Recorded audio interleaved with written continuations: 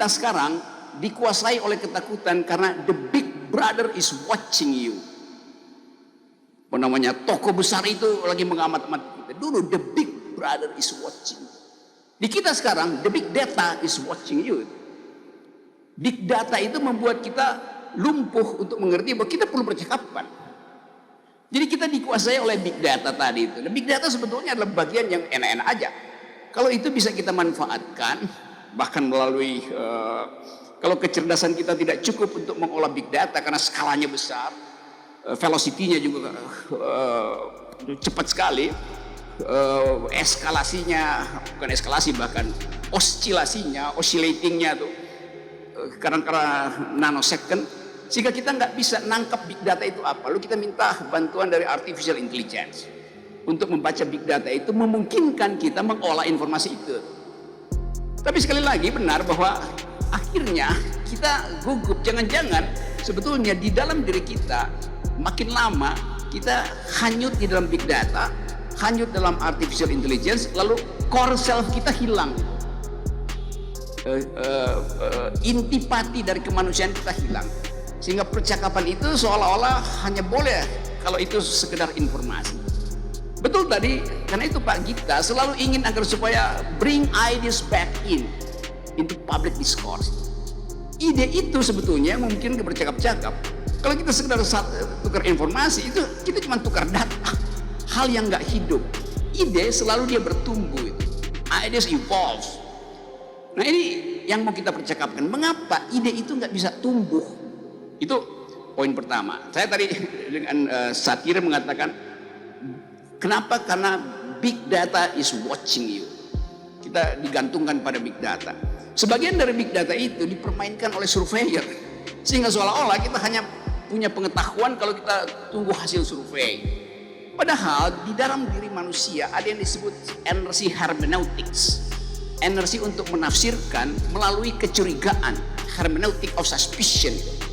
Kita mencurigai karena kita ingin menyelamatkan humanity kita dari gumpalan-gumpalan big data ini. Nah itu yang nggak ada sebetulnya, dan Anda mungkin dapat satu suasana sekarang, wah kenapa terpaksa kita mesti angkat tema ini.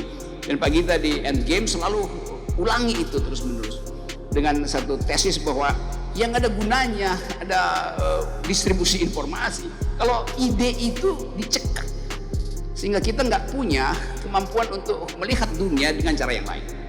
Itu bagian awalnya. Sekarang kita mau coba lihat apakah berhentinya ide itu semacam persiapan bahwa sejarah manusia sebetulnya sudah sedang berakhir, akan diganti oleh robots, oleh bionik, oleh cyber, macam-macam itu. Dan mungkin sekali persiapan itu yang membuat kita gelisah. Bahwa satu waktu mungkin di ruangan ini yang hadir separuh adalah robot. Sangat mungkin. Karena robot juga ingin tahu apa yang disebut sebagai humanity. Sebagai robot dia ingin tahu apa itu humanity, apa itu passion, apa itu sexual orgasm. Robot nggak pernah rasakan itu.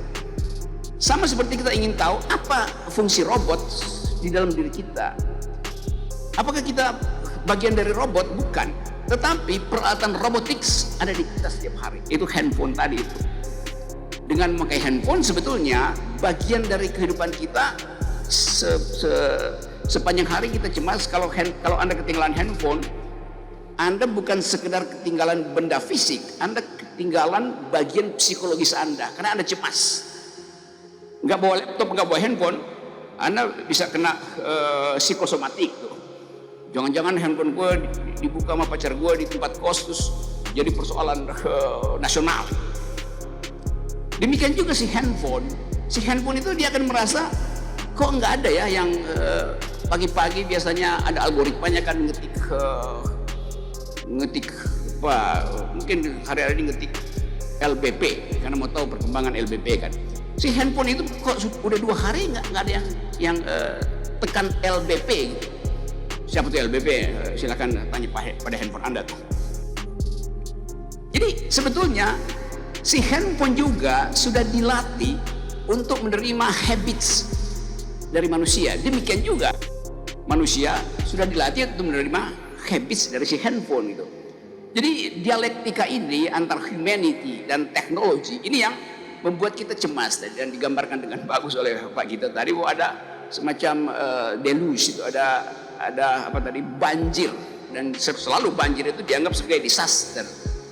Ya, kita mau sebetulnya lihat apakah betul bahwa era manusia sudah sedang berakhir, dan kita terpaksa mesti deal dengan ya makhluk lain yang adalah evolusi peradaban, yaitu Symbion itu, cybernetic, biologi, ontologi baru yang hubungannya antara biologi kita dan cybernetic di dalam sistem informasi.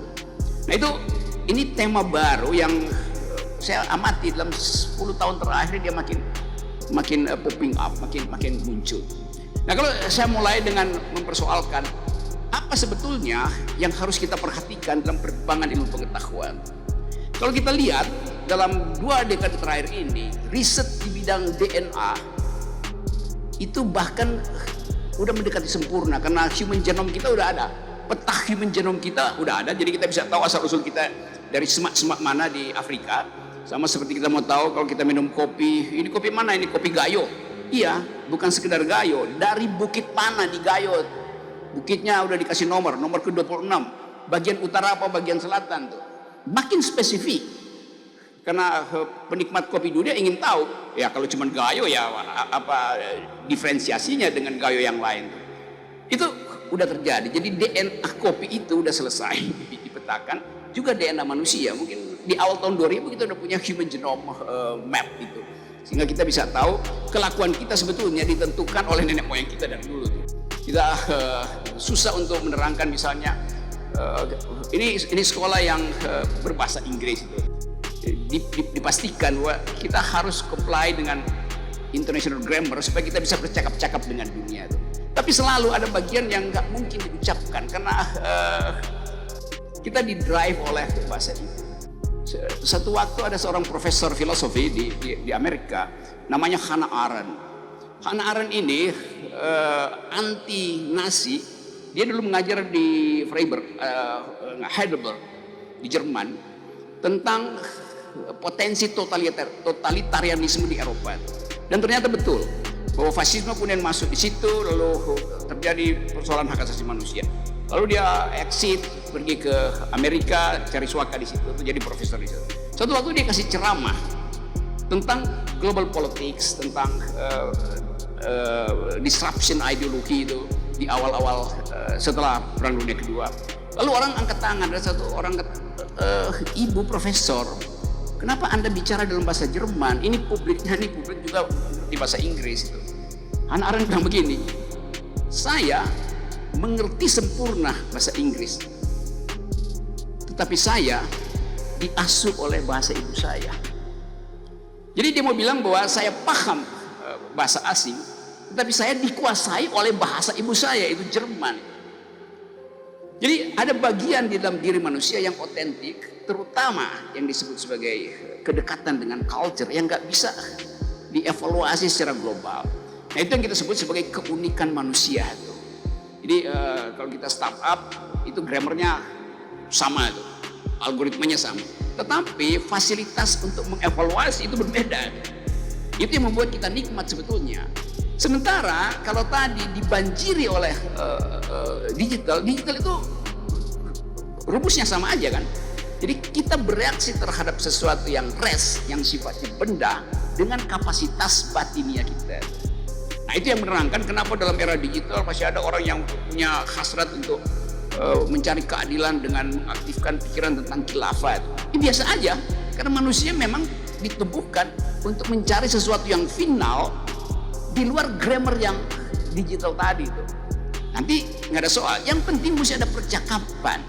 Nah kalau nggak ada percakapan, terjadilah seperti yang terjadi pada Ade Armando sebetulnya, nggak ada percakapan di situ. Lalu yang terjadi adalah kalau pikiran berhenti, yang mulai adalah tonjokan dari dua belah pihak sebetulnya. Jadi ini masalah kita yang saya ingin dibantu untuk menemukan sebetulnya social cement apa, a new kind of social cement apa yang bisa membuat kita bahagia lagi sebagai bangsa. Dulu para pendiri bangsa ini, founding person kita, founding parents kita, jangan sebut founding fathers, itu gender bias itu. Founding person kita, founding parents kita bercakap-cakap dengan referensi intelektual dan gak ada tonjok-tonjokan di situ. Kenapa?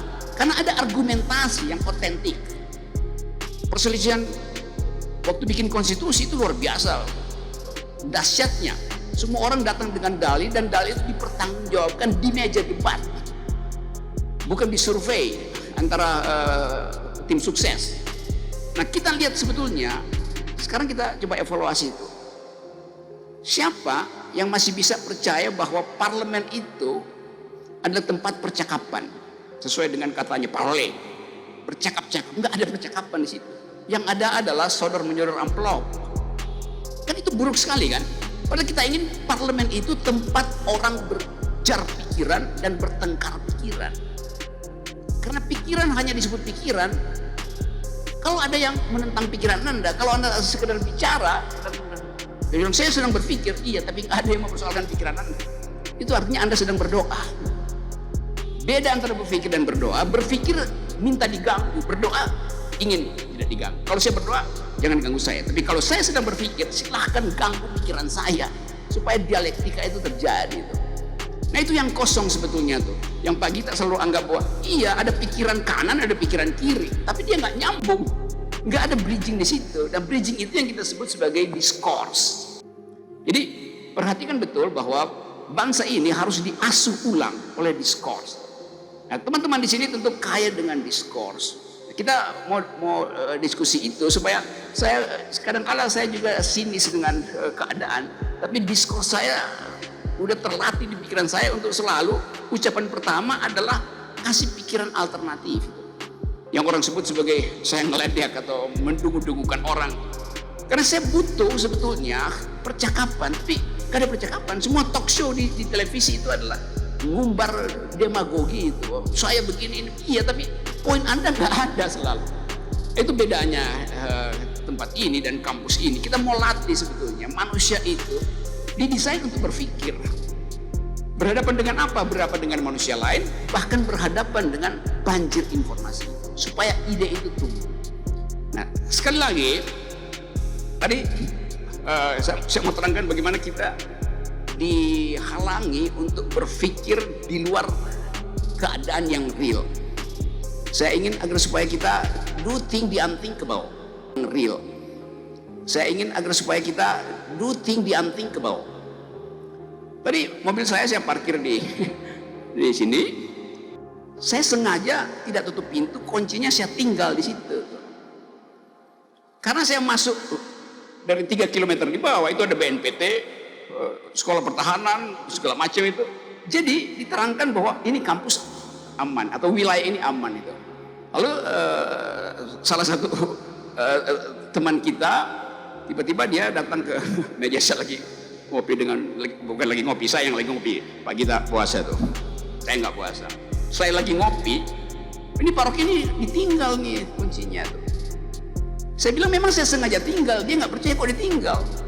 Karena saya masuk dalam grammar yang baru, bahwa saya lihat di sini adalah kompleks militer pasti aman. Tetapi teman kita itu menganggap bahwa mestinya kunci itu diambil. Kenapa diambil? Karena ada maling. Kan itu dua grammar yang berbeda kan. Sama seperti kalau Anda pergi ke Butan misalnya, Anda lihat rumahnya dibuka aja tuh, tutup dong. Ya orang Butan menganggap bahwa nggak ada maling karena kita saling percaya. Jadi kondisi-kondisi sosial membuat kita saling mencurigai. Nah, kalau mobil saya hilang misalnya, oke, saya tuntut Pak Prabowo. Karena dia yang bilang ini daerah yang secure gitu. Pasti saya tuntut. Masa mobil gue bisa hilang? Tapi oke lah, ambil aja. Jangan sampai bangsa ini kehilangan ide. Kalau kehilangan mobil ada asuransi itu. Tapi kehilangan ide, punah kita sebagai